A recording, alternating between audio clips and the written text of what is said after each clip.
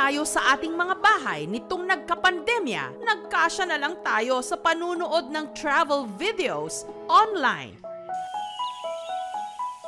At may isang bansa na panayang labas sa ating news feeds. Ang mga tanawin dito, nakapanghahalina, parang ipininta.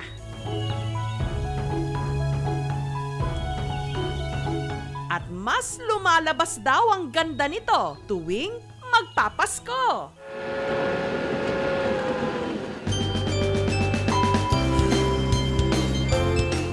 Kung kailan nababalot na ito ng yelo.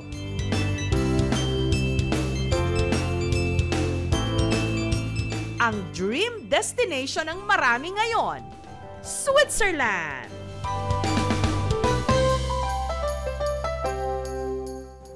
Makalipas ang 4 na taon at tapos na ang pandemya, ipapasyal ho namin uli kayo sa isang malayo at malamig na lugar dahil ang aming team lumipad pa Switzerland. Source of pride nila ang kanilang railway system.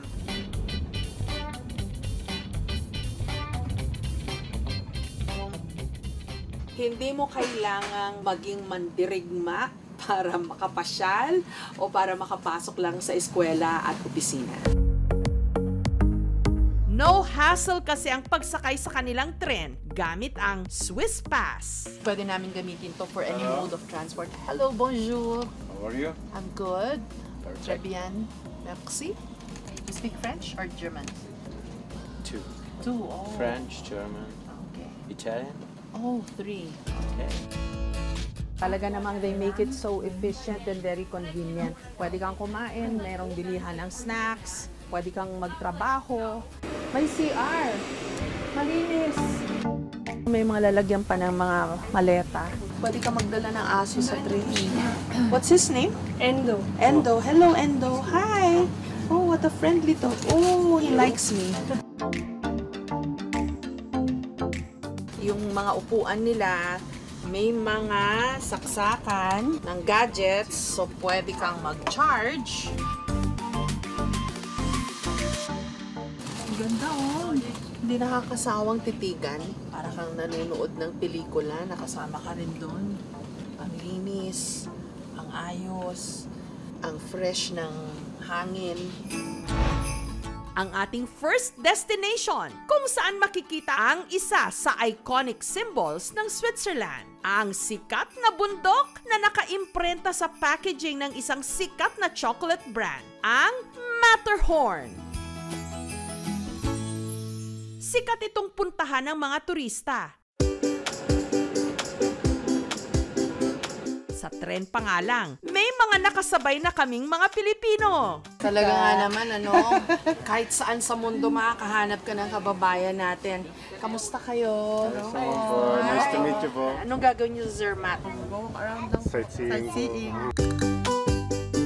Pwede mong iakyat sa tren yung iyong bisikleta kasi mataas ang respeto nila sa sporting activities. We're from California and Texas. Pangalawang grupo na ng mga Pilipino na nakilala namin dito sa papunta pa lang sa Zermatt. Talagang confirmed ang mga Pilipino mahilig gumala. Dito sa Zermatt at sa iba pang bahagi ng Switzerland, the tree is up! Hindi mo na kailangang mag-hike dahil mararating ang perfect viewpoint ng Matterhorn sakay ng tren sa Gornegrat Station. Selfie-selfie pag may time. Ang uso po ngayon, yung 0.5 na sinasabi nila, ang lakas maka-Gen Z. Ito pang fascinating dyan sa bundok na yan, kung bakit nag-iiba-iba ang kulay niya sa sunrise. Minsan, gold. Minsan, yellowish. Ayan, ang ganda, oh.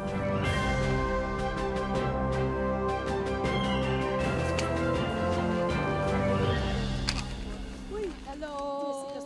Hello! Mga kababayan, kumusta ho kayo? Taga saan po kayo? Pampanga. We're we're really everywhere. We're here, there, and everywhere. Daming Pilipino. Dito pinili ng pamilya Reyes mula sa Amerika na i-celebrate ang 4th birthday ng kanilang anak na si Lucas. Here, everything's just white. Completely different view from what we're used to. Sa Disneyland, meron hong roller coaster ride doon na dyan ipinangalan. Lakas maka-Gen-Z, yung para mong hinahawakan yung bundok. Gusto nyo ng view? Dito sa Switzerland, 360 degrees!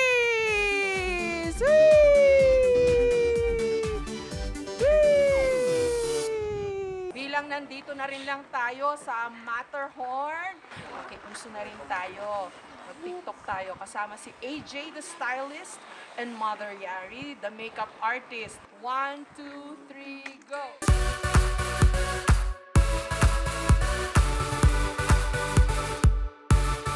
Kasama ang Team KMJS mula rito sa Switzerland! I-KMJS na yan!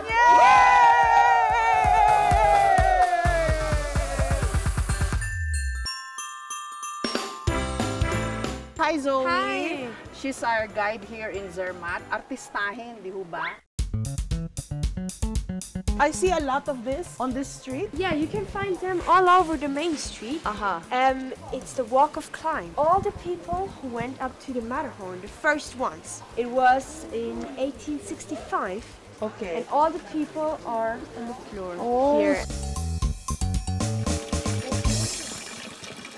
Ito ang isa pa sa mga gusto ko dito sa Switzerland. Libre ang tubig, malinis, masarap ang lasa kasi galing dun sa kanilang mga bundok. Kasi kung bibili ka ng bottled water, parang mga 2 Swiss francs or 120 pesos ang isa. O di malaking tipid pag dito ka na nagkukuha ng tubig.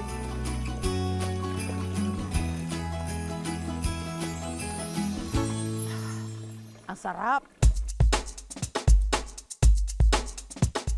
Switzerland ang isa sa most expensive countries in the whole world. Itong aking kape halimbawa, 420 Swiss francs, so para mga 270 pesos. Itong aking sausage with some bread ay parang 300 pesos. Napakataas ang kanilang inflation rate, isa sa pinakamataas sa buong mundo. Pero mataas din naman ang kanilang pasweldo. Average 10,000 pesos a day. At yung mataas nilang ibinabayad sa taxes o buwis, kita naman kung saan napupunta. Kung tutuusin, maliit lang na bansa ang Switzerland. Sinlaki lang ng pinagsamang sukat ng mga probinsya ng Cagayan at Isabela. Hindi rin sila sagana sa natural resources. Binubuo lang ng mga bundok at ng mga lawa. Switzerland ang isa sa pinakamayamang bansa sa mundo. Gayong dati, mahirap din sila. At ang payak nilang pinagmulan, makikita sa museum na ito. Ang tanong, kung mahirap sila dati, paano sila yumaman? Gayong napakaliit lamang nilang bansa at walang matatam ng lupa gaano. Dinaan nila ang lahat sa innovation. Kung lokasyon o geography ang pag-uusapan, ang Switzerland nasa puso ng Europe. Pero politically, hindi sila parte ng European Union. May sarili raw kasi silang pagpapasya at paninindigan at hindi ika nga nakikibarkada lang. Kumbaga sa pakikipaglitrato, mas gusto nila ng selfie, hindi groovy. Matatag ang kanilang ekonomiya. Ang sistema ng kanilang mga bangko, popular sa buong mundo. At kahit sila'y nasa Europe, pero hindi bahagi ng European Union, may sarili silang pera, Swiss francs. Mataas ang kanilang respeto sa human rights o karapatang pantao ng mga mamamayan at pinapahalagahan nila ang kanilang demokrasya. Kada taon may 4 silang referendum para konsultahin ang mga tao tungkol sa mga importante at kahit pa sa mga maliliit na bagay. Saan man sa mundo, wala naman talagang perpektong lipunan. Pero sa akin pong palagay, ang sa Switzerland, almost perfect. Patunay ng pagiging efficient ng kanilang pampublikong transportasyon kahit pa ang kanilang presidente. Dito raw sumasakay. Kung pagdudugtungin nga raw ang kanilang railway system, kaya nitong tawirin ang buong Pilipinas. Moderno, malinis, at ang mga Swiss hindi lang kilalang gumagawa ng orasan. Kilala rin silang on time, all the time. Nung papunta na kami sa susunod na destinasyon, Ito lang ang mahirap kasi lagi kang naghahabol ng schedule, ng train, ng bus. ang bayan ng Engelberg sa Central Switzerland, talagang napasabak kami. Alan, mabilis ka maglakad. Ang problema natin, maginaw, maliliit yung hakbang natin kumpara sa mga hakbang nila. Extra challenge ang maghabol, lalo't may mga pagkakataong kailangang magpalipat-lipat ng tren at bus. Tulak nyo na lang ako. At mahirap kumilos dahil malamig. 1 minute.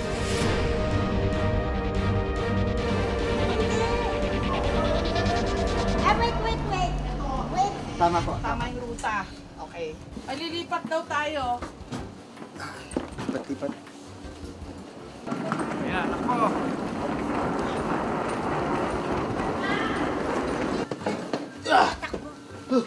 Ay, Diyos ko. Diyos mio. Finally. We got to the right section of the train.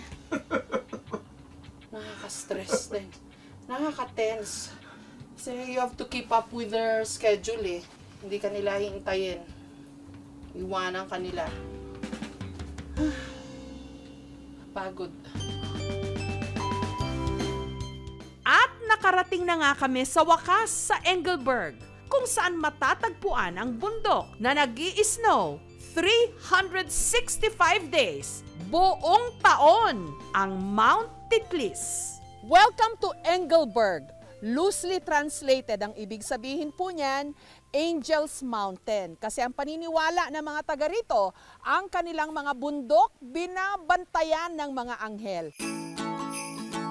You get a lot of tourists here. Yes, true. Yeah. What is the attraction of Titlis to foreigners and to even to locals? Yes, yeah. Of course, it's the only publicly accessible glacier mountain in all of central Switzerland.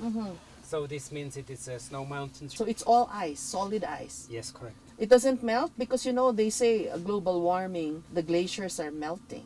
That is very true. Yes, in maybe 50, 60, 70 years, it might be that the glacier is gone. Oh no, that would be too sad. Pilipinas, yung isa sa kanilang mga gondola. So recognize tayo rito. Mula sa mas maliit na gondola, kailangang lumipat sa rotating cable car o kung kanilang tawagin, rotair, para marating ang Mount Titlis na kaisa-isang accessible glacier mountain sa Switzerland. Dahan-dahan naman pala yung ikot, pero ayun, nararamdaman ko na. So ang trick dyan, hack, doon sa malayo ang tingin para hindi mo maramdaman yung hilo.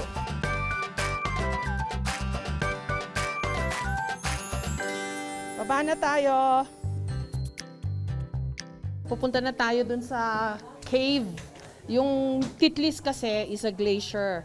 Tapos meron siyang cave na pwedeng pasukin. Yun yung glacier cave. It's 5,000 years old at yung temperature sa loob can go as low as 0 to -2.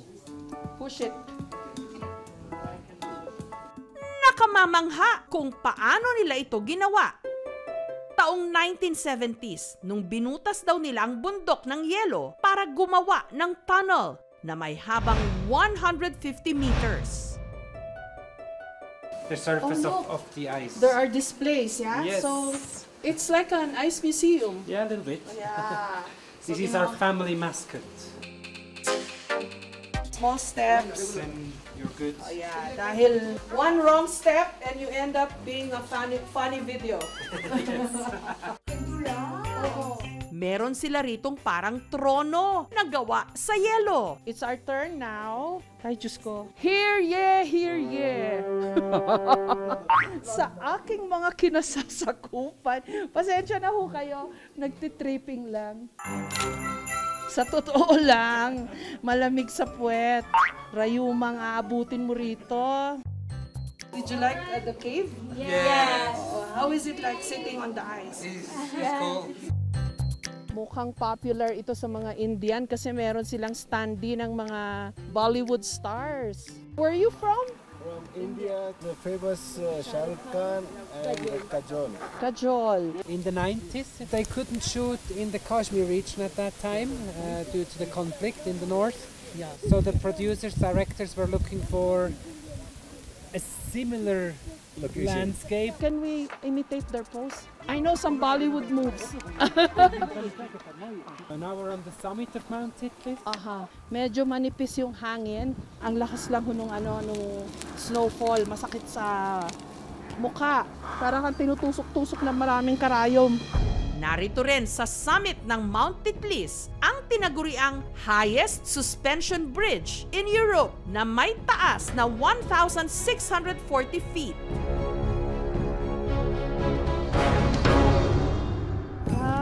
Gumagalaw-galaw siya. Okay, parang mga hanging bridge din sa atin. Pati yung perfect spot for taking pictures. Inisip nila, nilagyan na nila ng markers. So, dito tatayo. On a clear day, ganito yung makikita. Picture tayo. Ang puting-puting summit, perfect ding tanawin sa ere. Sakay ng Ice Flyer. Yeah, may konti akong fear of heights na hindi ko pa nako-conquer. When it's sunny, you can see all the way to Black Forest in Germany. Really? Yeah. Guten Morgen! Good morning, Germany! Mabuhay! Dinadaan ko na lang po sa pagiging cheerful kahit na meron ho akong fear of heights konti. You're brave. I'm trying to overcome it. It helps that it's all white, so I don't know where I'm gonna fall down anyway. Ay, mabilis! Ay, mabilis na siya! Hello, they give you some thrills. It's all about the adventure. They know when to speed it up. No, especially for you. There's that person from the Philippines who has Let's a go full fear speed. of heights. Let's scare her to death. Oh my God. Binibilisan nila. Why climb the mountain? Tinanong yan kay George Mallory, isa sa mga naunang nagtangka na makaakyat ng Mount Everest, ang pinakamataas na bundok sa mundo. At ang sagot niya, because the mountain is there. Dito sa Switzerland, 10,000 lahat ang kanilang mga bundok, bukod sa 1,500 lakes. What's one mountain a day to conquer? Diba?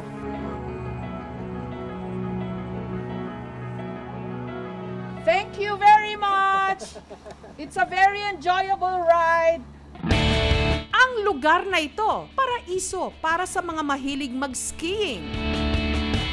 Pero sa mga hindi masyadong adventurous, katulad namin, pwede nang magkasya sa pagpapadaus-dus sa yelo, sakay ng parang salbabida o snow tubing. Okay. And then, okay. Oh my God! It's hard. I can't do this. Oh, this way? Nothing can happen. I know it. I think it's better to lie down. Yay! Yay! Ah! Woo! Masaya, subukan nyo.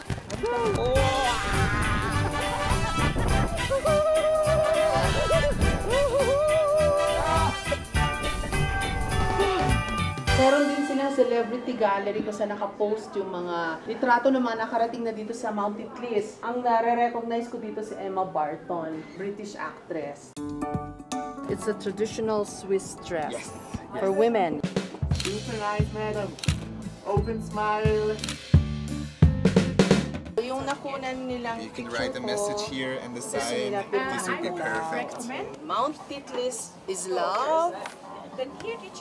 KMJS Philippines, mabuhay! We are going to display it in the Wall of Celebrity. Yes, absolutely. That will scare a lot of people. No, this will invite a lot of people. So thank you so much for your visit. Jingle bells, jingle all the way. Oh, what fun it is to ride in a gondola in Titlis, Switzerland. Kasama sa Swiss Pass, bukod sa tren, yung pagsakay sa bus. Unlimited, so ang galing. Tip yun sa mga balak pumunta dito sa Switzerland. Now up there, 10 years ago, the glacier, it was 1,000 meters high. Oh! Over there. Ramdam na ramdam nila yung climate change dito kasi 10 years ago daw, makikita mo pa yung glacier. Punong-puno ng yelo dyan sa left side ng kalye. Wala na ngayon. Isa pang lugar sa Switzerland na tanyag ding resort village, ang Saas-Fee na nasa Swiss Alps, malapit na sa border ng Italy. Sa totoo lang, hindi madali maglakad sa snow.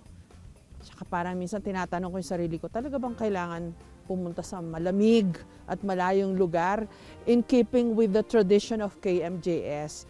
Pero alam ho kasi namin na marami sa atin pangarap makakita ng White Christmas. Kaya sinisikap po namin kayong dalhin sa mga lugar katulad nito. Tsaka talaga naman tignan nyo, oh, ibang mundo. Dito, mas madaling maglakad sa yelo. Suot ang snowshoes. Kamusta ang pag-aura sa snow, Mother? AJ? Ang saya, ang sarap niya. Ibang experience to. Full experience. Ganun. Mahitad, naglaro. Mother, ang mga buto. First time ni Mother maka-experience ng snow. AJ, na-sprain ba yung paa mo? Hindi po. Tumambling. Catriona Gray, Kia Wurzbach, Jessica Soho, Philippines! May Hollywood connection po ang napakaliit pero napakagandang village ng Saas-Fee dito sa Switzerland. Dahil yung ilan po sa mga eksena sa music video ng sikat na kanta ni George Michael ng Wham na Last Christmas, dito po kinunan. Duno! Dito sa Switzerland, nag-trend ang aming team. Pampaalis bagot, TikTok muna!